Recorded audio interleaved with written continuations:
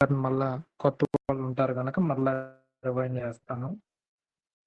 రోమపత్రిక గురించి పరిచయాన్ని నిన్నటి దినం చెప్పడం జరిగింది. పౌలు గారు రోమా ప్రాంతానికి వెళ్ళక ముందే రోమా పట్టణంలో అడుగు పెట్టక ముందే రోమపత్రిక రాశాడు అని నిన్నటి దినం లేఖనాలను బట్టి చెప్పడం జరిగింది. మరి రోమా పట్టణానికి వెళ్ళక ముందే రోమాపత్రిక రాశాడని దేనిని బట్టి మనం చెప్పగలం అంటే రోమాపత్రిక 15వ అధ్యాయం 22వ వచనం ప్రకారం రోమాపత్రిక 15వ అధ్యాయం 22వ వచనం ప్రకారం మీ వద్దకు రాకుండా ఆటంకం కలిగెను అని పౌలు గారే స్వయంగా ఆ పత్రిక రాసే సమయానికి వాళ్ళతో చెప్తున్నాడు. మీ వద్దకు రాకుండా ఆటంకం కలిగింది.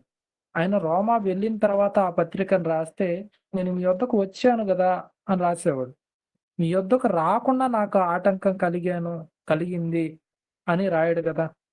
కాబట్టి ఆయన వాళ్ళ యొద్దకు వెళ్ళక ముందు ఈ పత్రికను రాయటం జరిగింది అనేది చెప్పాం. ఇంకొక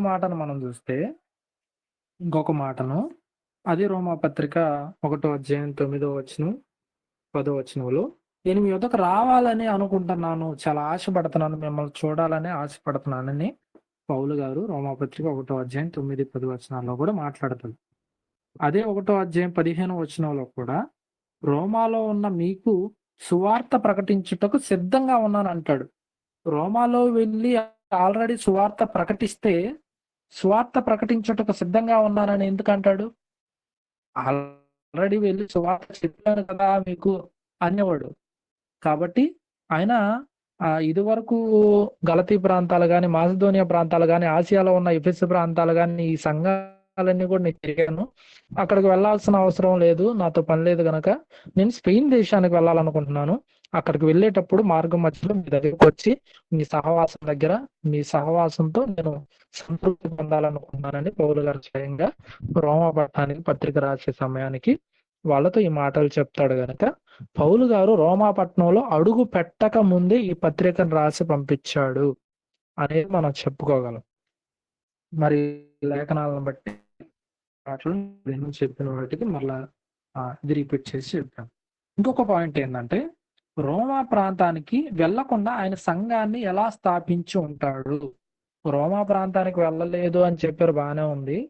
ఆయన రోమా ప్రాంతానికి వెళ్లకుండా సంఘాన్ని ఎలా స్థాపించుంటాడు? ఆయన స్థాపించాడా లేదా వేరే వాళ్ళు ఎవరైనా స్థాపించారంటే పౌలు గారు రోమా సంఘాన్ని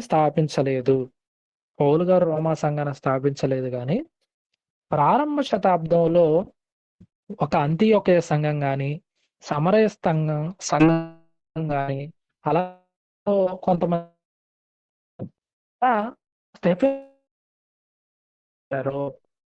కూడా ఎలా గారు వాక్యాన్ని విని పెంతుకోస్తు పండగ దినాన్న పేతురు గారు మరి 11 మంది మిగతా అపోస్తులందరూ కూడా పరిశుద్ధాత్మ వాళ్ళ మీదకి దిగినప్పుడు వాళ్ళు అన్య భాషలతో మాట్లాడినప్పుడు సుమారు 3,000 మంది మొట్టమొదటిసారిగా బాప్తిసం పొందటం పేతురు గారు వాక్యం విని, అలా 3,000 మంది బాప్తిసం పొందిన వాళ్ళు అపోస్తుల కార్యం 2వ అధ్యాయం 10వ వచనంలో ఎవరున్నారంటే వీళ్ళు కూడా, అంటే రోమా నుంచి పరవాసులుగా వచ్చిన వాళ్ళు కూడా ఈ పెంతుకోస్తు పండుగ దినాన్న పేతురు గారు వాక్యం విని బాప్తిసం పొందిన వాళ్ళు వీరు కూడా ఉన్నారు. వాళ్ళు కూడా ఉన్నారని చెప్పాను. వాళ్ళని ప్రభు సంఘంలో చేర్చుకున్నట్లుగా అపోస్తల కార్యం 2వ అధ్యాయం 46, 47 వచనాల్లో మనం చూడగలం. వాళ్ళు రక్షణ పొందుతున్న వారిని, అనుదినం రక్షణ పొందుతున్న వారిని ప్రభువు వారితో చేర్చుచుండనంటే సంఘంతో చేరుస్తా వచ్చాడు. అలా చేర్చిన వాళ్ళల్లో రోమా సంఘంలో వాళ్ళు కూడా సంఘముగా చేర్చబడ్డారు. రోమాలో ఉన్న వాళ్ళు కూడా కొంతమంది సంఘంగా చేర్చబడ్డారు. అలా చేర్చబడిన వాళ్ళే రొట్టె విరుచుటయందు, సహవాసమందు, బోధ యందు ఎడతెగక ఉన్నారు గనక వాళ్ళే రోమా పట్టణానికి వెళ్ళి అక్కడ సంఘాన్ని ఏర్పాటు చేశారు. అది రోమా సంఘాన్ని ఎవరు ఏర్పాటు చేశారు, ఎవరు స్థాపించారు అనడానికి ఆధారాలు బైబిల్ ప్రకారం బానే ఉంది. ఇప్పుడు రోమా సంఘం గురించి పౌలు గారికి ఇంతకు ఎవరు చెప్పుంటారు? రోమా సంఘంలో పలాని విశ్వాసులు ఉన్నారని గాని, విధేయత కలిగిన వాళ్ళని గాని, వాళ్ళు మంచి వాళ్ళని గాని, రోమ పత్రికలో చాలా మాటలు రాయబడి ఉంటాయి. మరి ఈ రోమా సంఘం గురించి ఎవరు చెప్పి ఉంటారు అనే దాని గురించి నిన్నటి దినం ఒక మాటను చెప్పాను. పౌలు గారు ఆహ్, కొరింథీకి వెళ్ళినప్పుడు, కొరింథీ పట్టణానికి వెళ్ళినప్పుడు అక్కడ ఒక కుటుంబాన్ని కలుసుకుంటాడు. వాళ్ళెవరంటే రోమా నుంచి కొత్తగా క్లౌదియా చక్రవర్తి యూదులందరూ కూడా వెళ్ళిపోండి అని చెప్పినప్పుడు అక్కడ రోమా నుంచి పరవాసులుగా కొరింథీ పట్టణానికి వచ్చిన వాళ్ళెవరంటే అకుల్లా, ప్రిస్కిల్లా అనేవాళ్ళు కొత్తగా రోమా నుంచి వచ్చేవారు. రోమా నుంచి వచ్చారు గనక వాళ్ళకి పౌలు గారు అకుల్లా, ప్రిస్కిల్లాకు వాక్యం చెప్పి వాళ్ళని మార్చినట్లు మనకు కనపడదు. వాళ్ళు ఆల్రెడీ క్రైస్తవులుగా ఉన్నారు గనక వాళ్ళని వెతుక్కుంటూ పౌలు గారే వెళ్ళి వాళ్ళ దగ్గర నివాసం ఉండి వాళ్ళతో పాటు పని చేసుకుంటూ సువార్త చేసినట్లుగా మనకు కనిపిస్తుంటుంది. అంటే వాళ్ళు ఆల్రెడీ క్రైస్తవులు. వాళ్ళు రోమా సంఘం నుంచి వచ్చిన వాళ్ళుగా మనకు అర్థమవుతుంది. రోమా సంఘం నుంచి వాళ్ళొచ్చారు గనక, రోమా సంఘంలో ఉన్న పరిస్థితులన్నీ గూడా పౌలు గారికి చెప్పి ఉండొచ్చు అనేది ఆధారాల్లో మనకు అర్థమవుతుంది. బానే ఉంది ఇంతవరకు. రైట్. ఆ! రోమా పత్రిక రాసిన లేఖికుడు, లేఖికులుంటారు గదా! మరి యిర్మీయా గారు చెరసాలలో ఉన్నప్పుడు ఒక లేఖికుడు బారాకుతో తన పత్రికను రాయిస్తాడు గదా! యిర్మీయా గ్రంథాన్ని రాయిస్తాడు గదా! అలాగే పౌలు గారు రోమా పత్రికను ఏ లేఖికుడు ద్వారా రాయించాడంటే తిర్తియు, తెర్తియు అనే వ్యక్తి చేత ఇది రోమాపత్రిక 16వ అధ్యాయం. రోమాపత్రిక 16వ అధ్యాయంలో మనకు కనిపిస్తూ ఉంటుంది. ఒకసారి మనం చూద్దామా? రోమాపత్రిక 16వ అధ్యాయం 22వ వచనంలో ఈ పత్రిక రాసిన తిర్తియు అను నేను ప్రభువునందు మీకు వందనాలు చెప్పుచున్నాను అంటున్నాడు. అంటే ఈ పత్రిక రాసింది ఎవరంటే లేఖకుడు తెర్తియు అనే వ్యక్తి రాశాడు. బానే ఉంది. ఇప్పుడు తెర్తియు అనే వ్యక్తి లేఖనాన్ని రాస్తే, ఈ పత్రికను రాస్తే అక్కడ నుంచి తీసుకెళ్ళింది ఎవరు? ఇంతకు ఆయన ఎక్కడున్నాడో చూద్దామా? ఈ పత్రిక రాసే సమయానికి ఏ ప్రాంతంలో ఉన్నాడనేది కూడా చెప్పాను. ఈ పత్రికను రాసే సమయానికి ఆయన ఏ ప్రాంతంలో ఉన్నాడనే దానికి ఆధారం రోమపత్రిక 15వ అధ్యాయం 25వ వచనంలో ఈ పత్రిక రాసే సమయానికి పౌలు గారు ఏ ప్రాంతంలో ఉన్నాడంటే రోమపత్రిక 15వ అధ్యాయం 25వ వచనంలో అయితే ఇప్పుడు పరిశుద్ధుల కొరకు పరిచర్య చేయుచు యెరూషలేముకు వెళ్ళుచున్నాను. అంటే పౌలు గారు ఏమంటున్నాడంటే ఇప్పుడు పరిశుద్ధుల కొరకైన పరిచర్య చేయొచ్చు యెరూషలేమునకు వెళ్ళుచున్నాను. అంటే యెరూషలేములో కొందరు బేదలున్నారు. ఆ బేదల కోసం మాసిదోనియాలో గాని, అలాగే అకయాలో గాని దాన ద్రవ్యాన్ని పోగు చేయటానికి ముందుగా తిమోతి గారిని, ఎరస్తు గారిని ఆ ప్రాంతాలకు పంపిస్తాడు. ఆ ప్రాంతాలకు పంపించి ఆ ధనాన్ని, ఆ చందానంతా కూడా కలెక్ట్ చేసుకొని యెరూషలేముకు వెళ్తాడు. ఇదంతా కూడా ఎప్పుడు జరిగిందంటే ఇదంతా కూడా ఏ ప్రయాణంలో జరిగిందని మనం చూస్తే అపోస్తుల కార్యంలో మనకు కనిపిస్తుంటది. ఒక్కసారి కొంచెం ఓపిక చేసుకొని ఆ మాట చూస్తే మనకు బాగా అర్థమవుతుంది.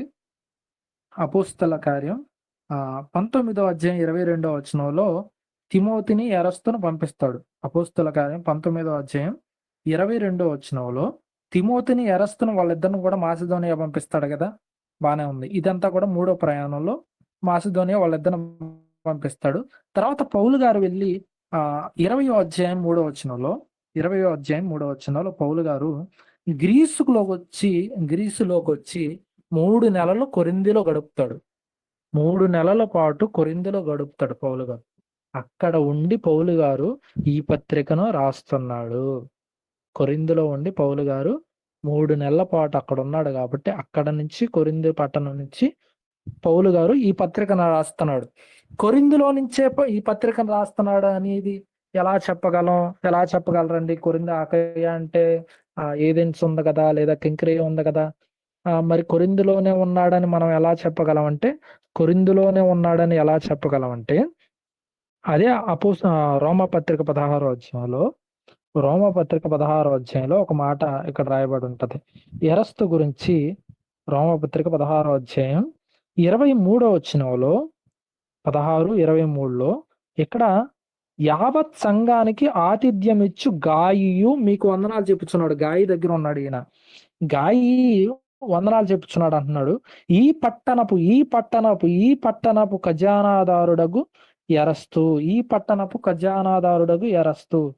పట్టణపు ఖజానాదారుడగు ఎరస్తు. ఎరస్తు ఏ పట్టణస్థుడని మనం చూస్తే కొరింథీ పట్టణస్థుడు. కొరింథీ పట్టణస్థుడు కాబట్టి ఈ పట్టణస్థుడు అంటే కొరింథీ పట్టణంలో పౌలు గారు ఉన్నాడు. ఆ పౌలు గారు 3వ ప్రయాణంలో ఈ రోమా పత్రికను రాస్తున్నాడు అనేది మనం క్లియర్‌గా కాబట్టి కొరింథీ పట్టణానికి సంబంధించిన వాడుగా రాస్తున్నాడు. ఇక్కడ పౌలు గారు ఉండి పత్రికను రాశాడు. ఎక్కడ ఏ ప్రయాణంలో అంటే 3వ ప్రయాణంలో ఆయన రాశాడని చెప్పి ఆయన 15వ అధ్యాయం 25వ వచనంలో దాన ద్రవ్యాన్ని తీసుకొని వెళ్తున్నానని చెప్పాడు కాబట్టి అది 3వ ప్రయాణంలో అనేది క్లియర్‌గా మనం మాట్లాడుకున్నాం. మంచిది, బానే ఉంది ఇంతవరకు. మరి ఈ పత్రికను ఎవరికిచ్చి పంపించాడు కొరింథీ పట్టణం నుంచి అంటే ఫీబే అని సంఘ పరిచారకురాలు. ఆమె ఏ సంఘానికి పరిచారకురాలు అంటే కెంక్రేయ అనే సంఘానికి పరిచారకురాలకు ఫీబేకిచ్చి ఈ పత్రికను మరి రోమా పట్టణానికి పంపించాడు. మరి ఈ మాట ఎక్కడ ఉందంటే రోమా పత్రిక 16వ అధ్యాయం ప్రారంభ వచనం. రోమా పత్రిక 16వ అధ్యాయం ప్రారంభ వచనంలో కెంక్రేయలో ఉన్న సంఘ పరిచారకురాలకు ఫీబే అను మన సహోదరి అంటున్నాడు. అంటే ఈమె కొరింథీ పట్టణానికి రావటం, కొరింథీ పట్టణం నుంచి మరి ఆమెకు ఆ పత్రికను ఇవ్వటం, ఆ పత్రికను ఆమె జాగ్రత్తగా తీసుకొని మరి రోమా సంఘానికి అప్పచెప్పటం జరిగింది. ఆమెకి సహాయం చేయండి, ఆమె చాలా సహకారం అందించింది నాకు కూడా అని చెప్పి పౌలు గారు కూడా రిఫర్ చేయటం కూడా మనం చూసాం. మరి ఇదంతా కూడా నిన్నటి దినం వరకు మనం చెప్పుకున్న మాటలు. వీటన్నిటిని కూడా మనసులో ఉంచుకుంటే ఈరోజు చెప్పబోయే సంగతులన్నీ కూడా మీకు అర్థమవుతాయి. మరి ఇప్పటి వరకు చెప్పిన వాటిలో ఏమైనా సందేహాలు ఉంటే కూడా మరి ఒక నిమిషంలో ఎవరన్నా ఉంటే హ్యాండ్ రైజ్ చేసి అడగొచ్చు. ఏదన్నా అర్థం కాలేదంటే మళ్ళా కూడా చెప్తాను. ఇప్పటి వరకు జరిగిన వాటిలో నిన్న జరిగిన క్లాస్ని మళ్ళా రివైండ్ చేశాను. వాటిలోనే ఉన్న డౌట్స్ ఉంటే ఒక్క నిమిషం ఎవరన్నా హ్యాండ్ రైజ్ చేయొచ్చు. ఏమి లేవంటే తదుపరి మరి తరగతికి ముందుకు వెళ్దాం.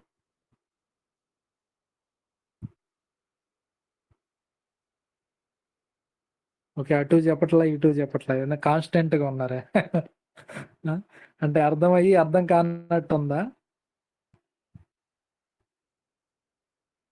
లేదన్నా బాగానే అర్థమైంది. మంచిది. మిగతా వాళ్ళు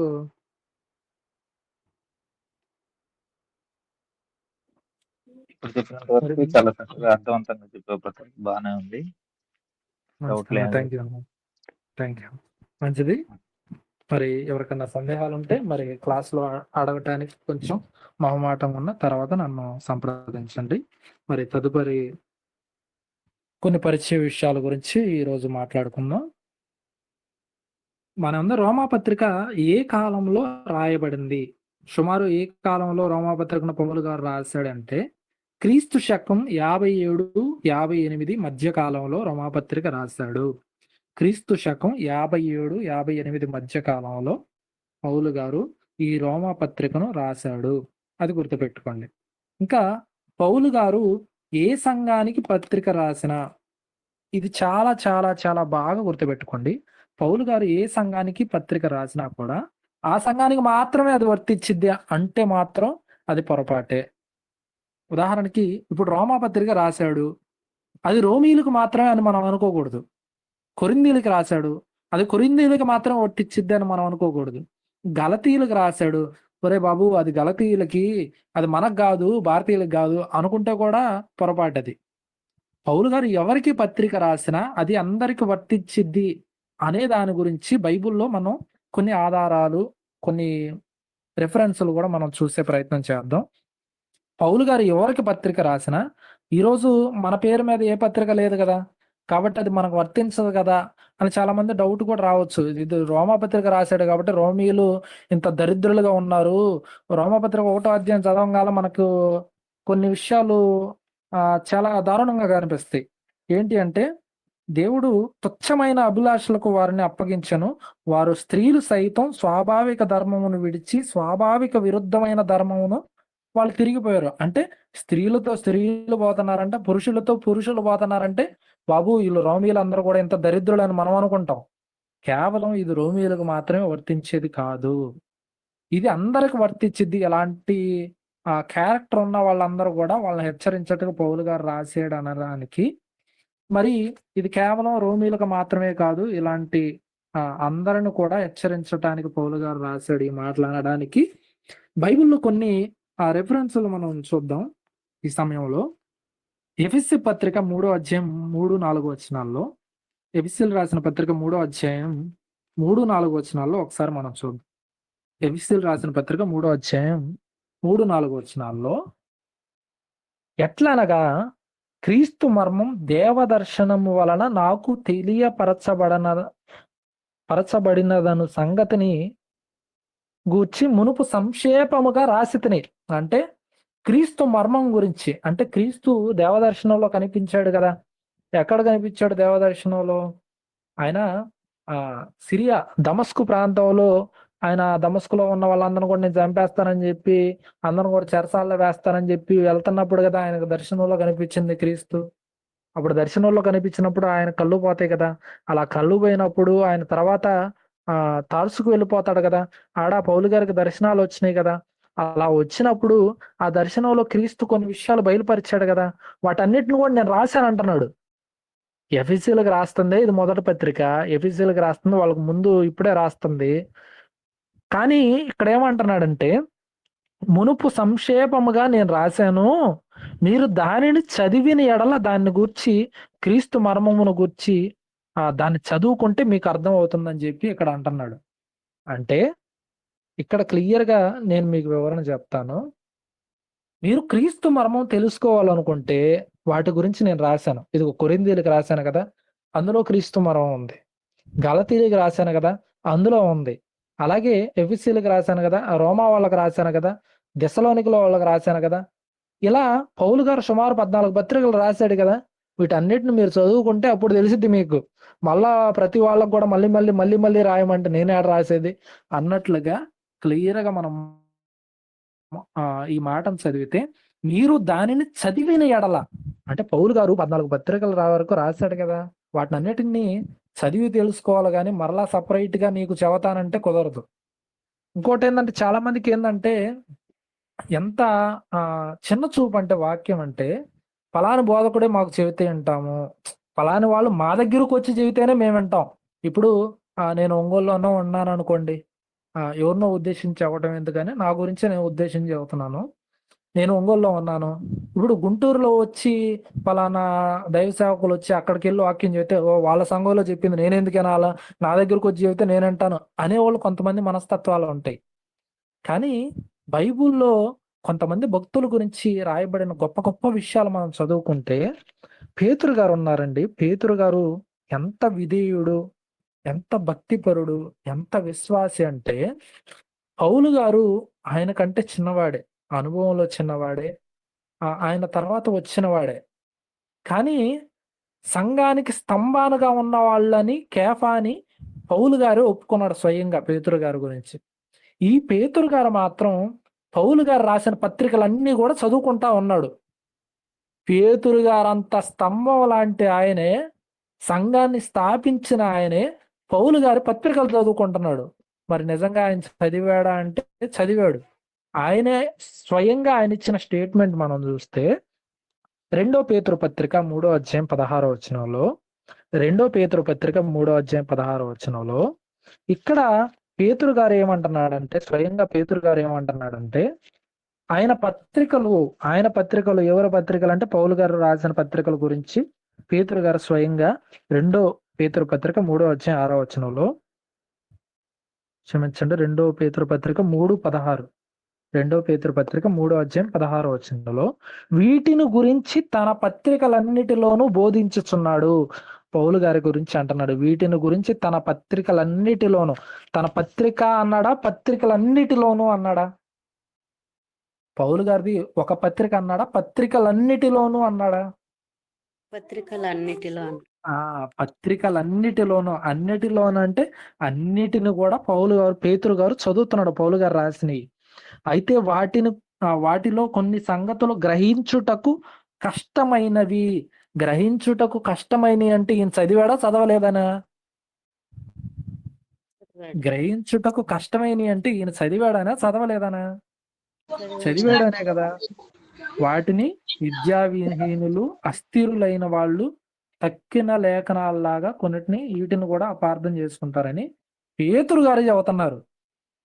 అంటే సంఘాన్ని స్థాపించిన ఆయన రాయి, యేసుక్రీస్తు వారు పేతురు గారిని ఏమన్నాడంటే రాయి అంటే పునాదిగా ఉన్నాడు, సంఘానికి స్తంభంగా ఉన్నాడు.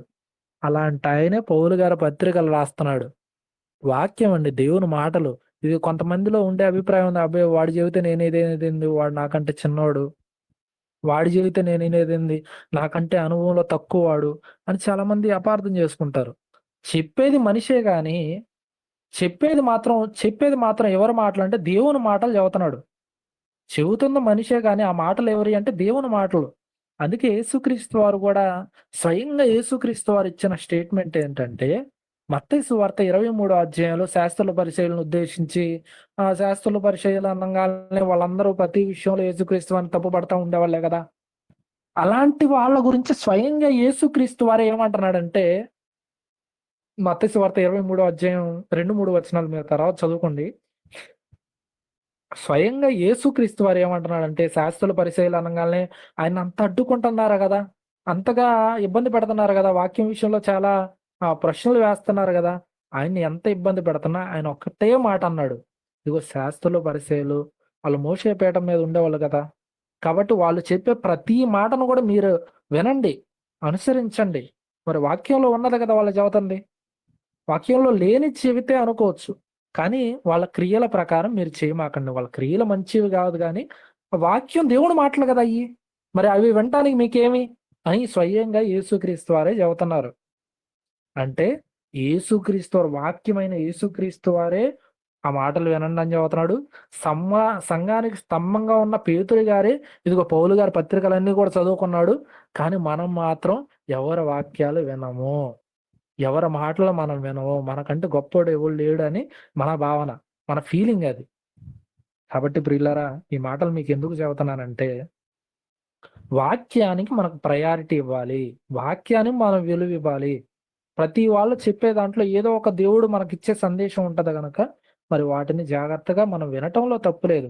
వాటిని అలా ఉన్నాయో లేవో అని బెరయలో ఉన్న సంఘం వాళ్ళు ఏం చేశారు, పౌలు శీల అంత మహానుభావులు చెప్పినా కూడా అలాగున్నాయో లేవో అని లేఖనాలను ప్రతిదినం కూడా మనం పరిశీలించే బాధ్యత మనకిచ్చాడు.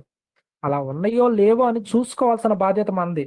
మళ్ళా వినమన్నాం అని చెప్పి ఎవడు మాటలు పడితే వాళ్ళ మాటలు వినేసి మరి వాళ్ళు చెప్పిన ప్రకారం, వాళ్ళ క్రియల ప్రకారం మనం చేయమని చెప్పి యేసుక్రీస్తు వారు కూడా చెప్పలా. అవి అలా ఉన్నాయో లేవో అని మనం జాగ్రత్తగా పరిశీలించుకొని అలాగూ మనం చెయ్యాలి.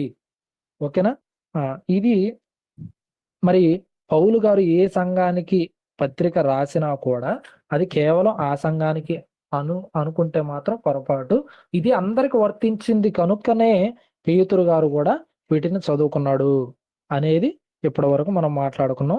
అలాగే ఎఫెసీ పత్రిక 3వ అధ్యాయం 3-4 వచనాల్లో కూడా మరి క్రీస్తు మరణం గురించి మునుపు రాశాను, వాటిని అన్నిటిని కూడా మీరు చదువుకోండి అని ఎఫెసీలకు కూడా చెబుతున్నాడు. అంటే అన్ని సంఘాలకు రాసిన పత్రికలు తెచ్చుకొని మీరు చదువుకోండి రా అని చెబుతున్నాడు. కానీ మరలా మీ అందరూ కూర్చోబెట్టాను, స్పెషల్ క్లాసులు తీసుకుంటాను, వాటి అన్నిటిని కూడా పత్రికలు ఎక్స్ప్లెయిన్ చేస్తానని పౌలు గారు ఏం చెప్పలేదు. కాబట్టి వాటన్నిటిని అంటే ఏ సంఘానికి రాసినా వాటిని తెచ్చి మనం చదువుకోవాలి, మనకు వర్తిస్తాయి అని ఎఫెసీయులకు పౌలు గారు చెప్పాడు. రైట్? ఏ పత్రికను ఏ సంఘానికి రాసినా ఇప్పుడు రోమా పత్రిక మనకు కూడా వర్తిచ్చిద్ది అంటే మనకు కూడా వర్తిచ్చిద్ది. కాబట్టి ఏ కాలంలో రాశాడంటే 57-58 మధ్య క్రీస్తు శకంలో రాశాడు. అలాగే ఏ సంఘానికి పత్రిక రాసినా మనందరికి కూడా వర్తిస్తుంది. పేతురు గారి గురించి, యేసుక్రీస్తు వారి గురించి కూడా చెప్పాను. రైట్? ఇంతవరకు బాగానే ఉంది. పాత నిబంధన కాలంలో ఎలాగైతే చెరకు ముందు బబులోని చెర తీసుకెళ్లారు కదా, యూదులందరినీ కూడా బబులోని చెర తీసుకెళ్లారు కదా. బబులోని చెరకు ముందు, చెరలో ఉన్నప్పుడు, చెర తర్వాత ఇలా పుస్తకాలు అనేది రాయబడింది. చెరకు ముందు రాయబడిన పుస్తకాలు ఉన్నాయి, చెరలో రాయబడిన పుస్తకాలు ఉన్నాయి, చెర తర్వాత రాయబడిన పుస్తకాలు ఉన్నాయి. అలాగే పౌలు గారి పత్రికలు కూడా రోమా చెరకు ముందు రాయబడిన పత్రికలు ఉన్నాయి, రోమా చెరలో రాయబడిన పుస్తకాలు ఉన్నాయి, అలాగే రోమా చెర తర్వాత రాయబడిన పత్రికలు కూడా ఉన్నాయి. 3 వర్గాలు అన్నమాట. రోమా చెరకు ముందు, రోమా చెరలో, రోమా చెర తర్వాత రాయబడిన పత్రికలు. ఇప్పుడు రోమా చెరకు ముందు రాయబడిన పత్రికలు ఏంటి అంటే ప్రప్రథమంగా అందులో ఉన్న పత్రిక ఏంటంటే రోమా పత్రిక. రోమాకు వెళ్ళింది ఆయన ఏదో సువార్త చెప్పడానికి చెరకు వెళ్ళాడు.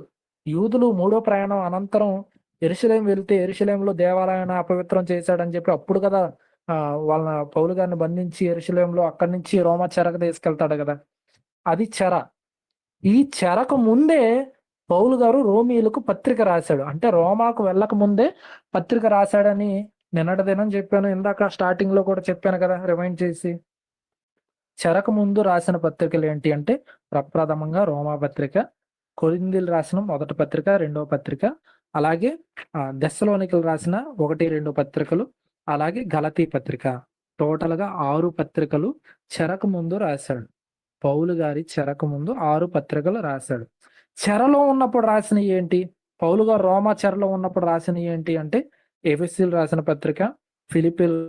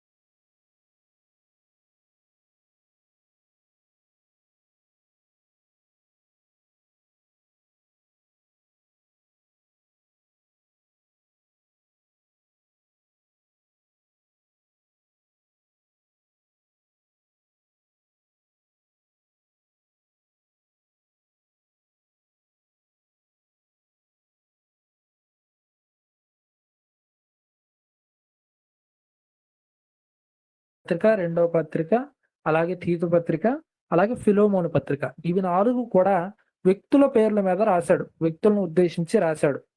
ఈ వ్యక్తులను ఉద్దేశించి రాసినా కూడా వీటిలో తిమోతి రాసిన మొదటి పత్రిక, రెండవ పత్రిక, అలాగే తీతు పత్రిక ఇది సంఘ కాపరులను ఉద్దేశించి, సంఘ పరిచారకులను ఉద్దేశించి వాళ్ళని స్థిరపరచడానికి, వాళ్ళని బలపరచడానికి రాసిన పత్రికలా కూడా చెప్తుంటారు. రైట్. పత్రికలు సంఘాలకు రాశాడని చెప్పాం, వ్యక్తులకు కూడా రాశాడని చెప్పాం. ఈ రోమా పత్రికకు రోమీయులకు రాసిన పత్రిక అంటే రోమా సంఘంలో ఉన్న వాళ్ళను ఉద్దేశించి, అక్కడ పరిస్థితులను ఉద్దేశించి, అక్కడ ఉన్న స్థితిగతులను ఉద్దేశించి, భౌతిక పరిస్థితులను ఉద్దేశించి వాటన్నిటిని బట్టి రోమీయులకు ఈ పత్రికను రాశాడు. రోమాలో ఉన్న అక్కడ ప్రస్తుతం ఉన్న స్థితిగతులను బట్టి పత్రికను రాయటం జరిగింది. రైట్, ఇంతవరకు బాగానే ఉంది. మరి పత్రికలలో టోటల్ గా అన్ని పత్రికలలో చెప్పేది కీలకమైన విషయాలు ఏంటంటే, అన్ని పత్రికలలో కీలకంగా చెప్పే విషయాలు ఏంటి అంటే సంఘాలలో విశ్వాసులు ఎలా ఉండాలి, సంఘాలలో విశ్వాసులు ఎలా ఉండాలి, సంఘాలను అభినందిస్తూ రాసే పత్రికలు కొన్ని అయితే, హెచ్చరిస్తూ రాసిన పత్రికలు కొన్ని, అలాగే సిద్ధాంతాన్ని ఉద్దేశించి రాసినవి కొన్ని. సిద్ధాంతపరమైన పత్రికలు, హెచ్చరిస్తూ రాసిన పత్రికలు, అలాగే అభినందిస్తూ రాసిన పత్రికలు. ఓకేనా? ఈ రోమా పత్రిక దేనికి వర్తించిద్ది అంటే సిద్ధాంతపరమైన పత్రికలో ఒకటిగా మనం చూడగలం. రోమా పత్రిక అనగానే సిద్ధాంతపరమైనది. సిద్ధాంతపరమైనదంటే ఎక్కువగా ప్రారంభ శతాబ్దంలో ఉన్న ధర్మశాస్త్రం గురించి కానీ, అలాగే సున్నతి గురించి కానీ, కొన్ని సిద్ధాంతపరమైన విషయాల గురించి ప్రస్తావిస్తూ రాయించిందే ఈ రోమా పత్రిక. ఈ సిద్ధాంతపరమైన పత్రికలు మిగతావి ఏమున్నాయంటే, ఒకటి గలతీ పత్రిక, హెబ్రీ పత్రిక, కొరింథీలు రాసిన మొదటి పత్రికలో కొన్ని సిద్ధాంతాలు ఉంటాయి, అవన్నీ మనం తర్వాత మాట్లాడుకుందాం. గలతీ పత్రికలో కూడా, అలాగే హెబ్రీ పత్రికలో కూడా, ఇవన్నీ కూడా సిద్ధాంతపరమైన ధర్మశాస్త్రం సంబంధించి కొన్ని సిద్ధాంతాల గురించి ఉంటాయి. అలాగే ఈ రోమా పత్రిక 4 పత్రికలు సిద్ధాంతపరమైన పత్రికలుగా మనం చూడగలం. ఈ రోమా పత్రిక దేనికి సంబంధించిందంటే సిద్ధాంతపరమైన పత్రికగా మనం చూడగలం. అన్ని పత్రికల కంటే, పౌలు గారు రాసిన అన్ని పత్రికల కంటే చాలా టఫ్ గా ఉండే పత్రిక ఏదైనా ఉందంటే అదే రోమా పత్రిక. ఇది మాత్రం మీరు చాలా జాగ్రత్తగా నేర్చుకున్నారంటే పౌలు గారి పత్రికలన్నీ కూడా చాలా క్షుణ్ణంగా మీకు అర్థం అవుతాయి. కాబట్టి రోమపత్రిక మరి జరుగుతున్న క్లాసుల్లో మరి ఈ పరిచయాన్ని వినే విషయంలో కానీ ఏమైనా సందేహం వస్తే అడిగే విషయంలో కానీ ఏమాత్రం కూడా వాక్యం విషయంలో మీరు మొహమాట పడటం అనేది ఉండకండి. తప్పనిసరిగా ఏమైనా సందేహాలు వస్తే తప్పనిసరిగా అడగండి. మంచిది. ఇది సిద్ధాంతపరమైన పత్రికగా రోమా పత్రిక గురించి మనం మాట్లాడుకున్నాం. మరి సమయం అయింది. ఇంకొక 5 నిమిషాలు చెబుతాను. దయచేసి కొంచెం ఓపికగా ఉండగలరని ప్రేమతో తెలియజేస్తున్నాను.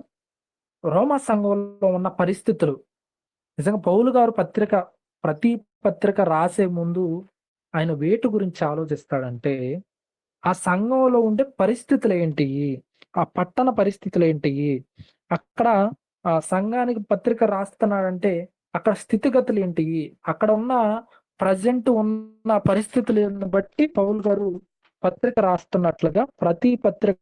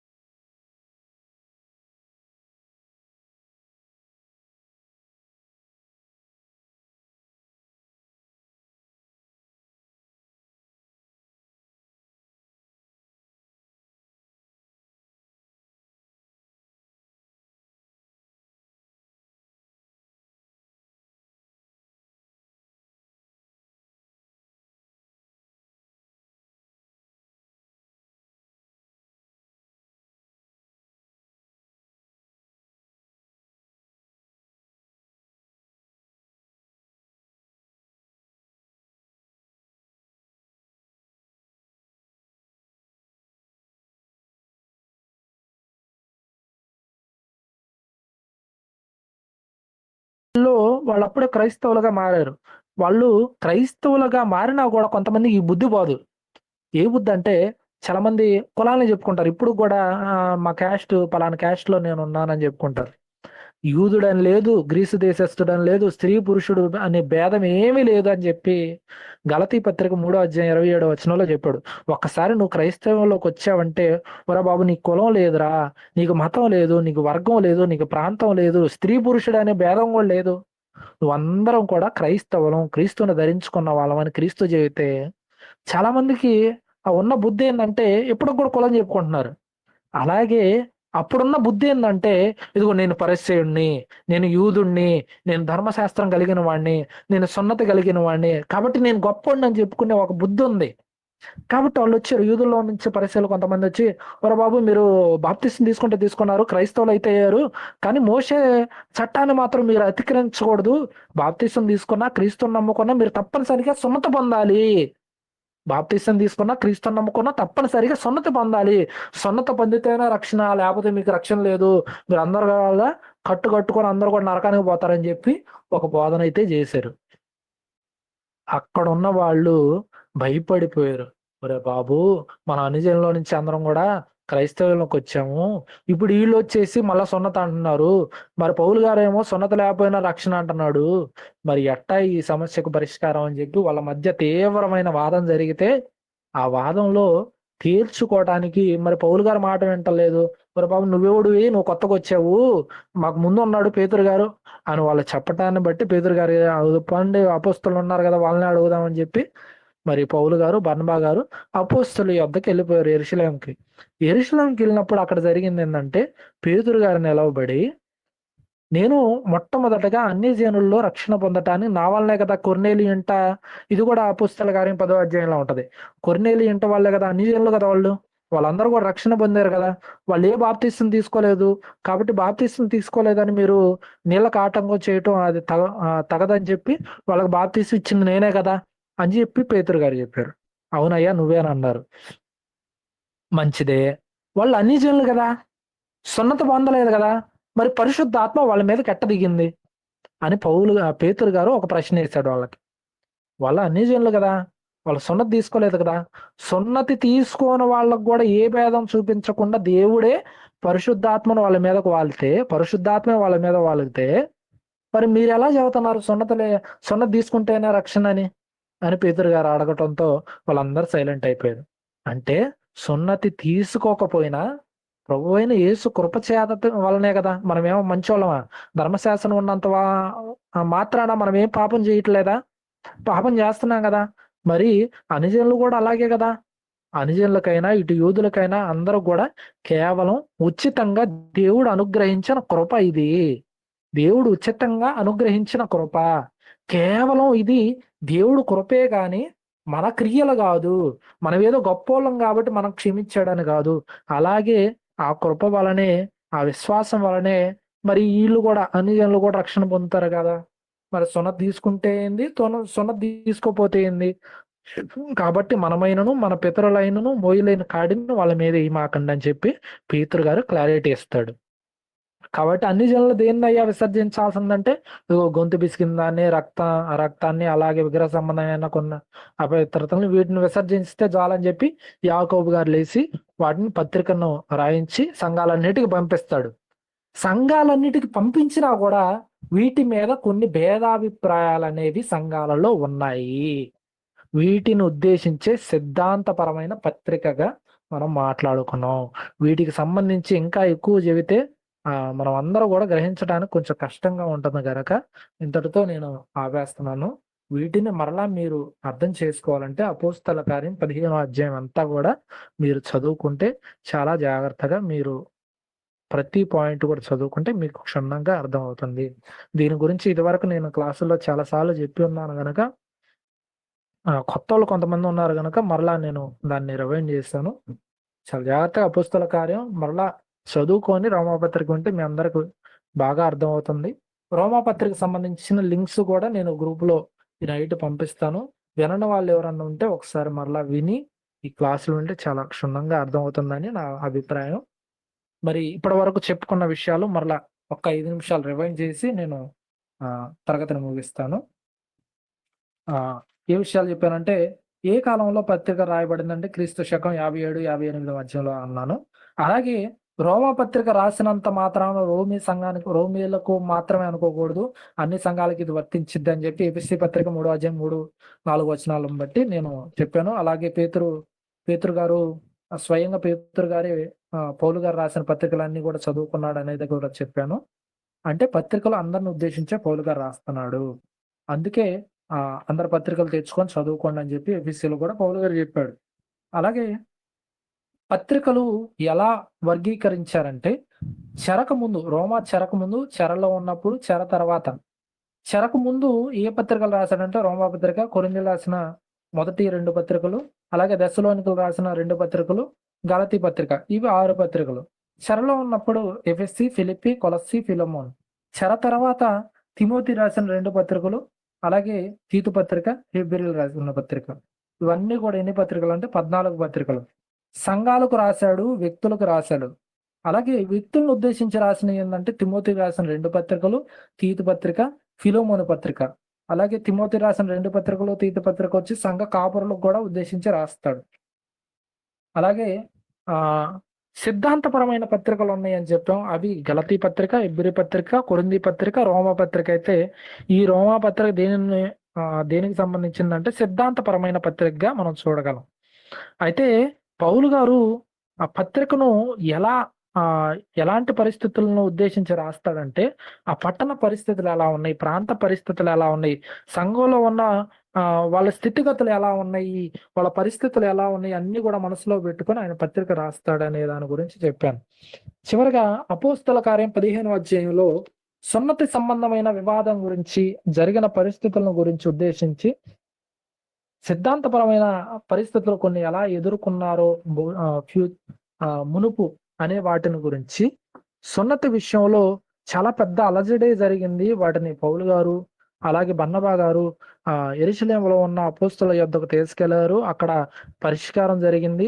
అపోస్తులు నిర్ణయించిన విషయం ఏంటంటే అన్య జనులు సున్నత లేకుండానే రక్షణ ఉంది గనుక మరి సున్నత పొందినా సున్నత పొందకపోయినా ఏమీ అభ్యంతరం ఏమి లేదు. క్రీస్తు ఏదైతే క్రీస్తుని బట్టి విశ్వాసం ఉన్నదో, దేవుని కృప ఉన్నదో దానిని బట్టి వాళ్ళకి రక్షణ తప్ప విశ్వాసం అనేది వాళ్ళ విశ్వాసాన్ని బట్టి, అలాగే కృపను బట్టి వాళ్ళకి ఈ రక్షణ అనేది వస్తుంది తప్ప వాళ్ళు ఏదో క్రియలను బట్టి వాళ్ళకు లేదా సున్నతను బట్టి ఈ రక్షణ అనేది రాదనేది ఇప్పటి వరకు నేను వివరించిన విషయాలు. మరి వీటిలో ఏమన్నా సందేహాలు ఉన్నా చెప్పొచ్చు. మరి సమయం లేట్ అయింది కనుక ఏమన్నా సందేహాలు ఉంటే నాకు ఫోన్ చేసి అడగొచ్చు. అందరికి వందనాలు. మరి చివరిగా మరి మన మధ్యన ఉన్న గంగాధర్ అన్న గారు ప్రార్థన చేసి ముగింపు ప్రార్థన చేసి కార్యక్రమాన్ని ముగిస్తారు. అందరికి వందనాలు. ఏమైనా సందేహాలు ఉంటే నాకు మెసేజ్ పెట్టినా నేను మీకు రిప్లై ఇస్తాను. అందరికీ వందనాలు. కళ్ళు మూసుకున్నట్లయితే ప్రార్థన చేసుకుందాం. మహాపరిశుద్ధుడ, ప్రేమ నమ్మకం కలిగిన గొప్ప దేవ, మీ ఘనమైన శ్రేష్టమైన నామానికి వందనాలు, స్తుతులు, స్తోత్రాలు తండ్రి. ఇదిగో తండ్రి, ఈ దినము గూగుల్ మీట్ ద్వారా కలిసి తండ్రి మీ అమూల్యమైనటువంటి జ్ఞాన సంగతులను నేర్చుకునేటటువంటి గొప్ప భాగ్యాన్ని మీ పిల్లలమైన మాకందరికీ కలిగించినందుకు కృతజ్ఞతాస్తుతులు తండ్రి. ఇంతవరకు తండ్రి మీ కుమారుడు తండ్రి మీ లోబడి తండ్రి చక్కగా అర్థవంతంగా తండ్రి మీ మాటలను వివరించినందుకే కృతజ్ఞతాస్తుతులు తండ్రి. ఎక్కడ ఏ విధమైనటువంటి సందేహాలకు తావు లేకుండా తండ్రి పూర్తిగా అందరికీ అర్థమయ్యే రీతిలో తండ్రి చక్కగా వివరిస్తున్నందుకే కృతజ్ఞతాస్తుతులు తండ్రి. మీకు తండ్రి మీ పిల్లలు తండ్రి మీ వాక్యాన్ని విన్నారు తండ్రి. విన్న వాక్యం తండ్రి వ్యర్థమైపోక తండ్రి ఆ వాక్యాన్ని తండ్రి స్మరించుకుంటూ ఆ వాక్య ప్రకారం నడుచుకుంటూ తండ్రి మీ కొరకు బతికేటటువంటి పిల్లలుగా మీ కొరకు బతికేటటువంటి భాగ్యాన్ని కలిగించిన తండ్రి. అలాగే తండ్రి కూడి వచ్చిన తండ్రి ప్రతి బిడ్డని జ్ఞాపకం చేసుకుని తండ్రి వాడి ప్రతి అవసరతల్లోనూ తోడుగా ఉండి ముందుకు నడిపించమని కోరుకుంటూ మీ చిత్తమైతే తండ్రి మరొక దినం తండ్రి మళ్ళా కలుసుకుని తండ్రి మీ వాక్యాన్ని ధ్యానించుకునేటటువంటి గొప్ప భాగ్యాన్ని మా అందరికీ కలిగించమని కోరుకుంటూ ఇచ్చిన మనమని మీ ప్రియకుమారుడును మా రక్షకుడును యేసుక్రీస్తు వారి శ్రేష్టమైన నామములో అడిగి వేడుకుంటున్నాం పరమ తండ్రి. ఆమేన్.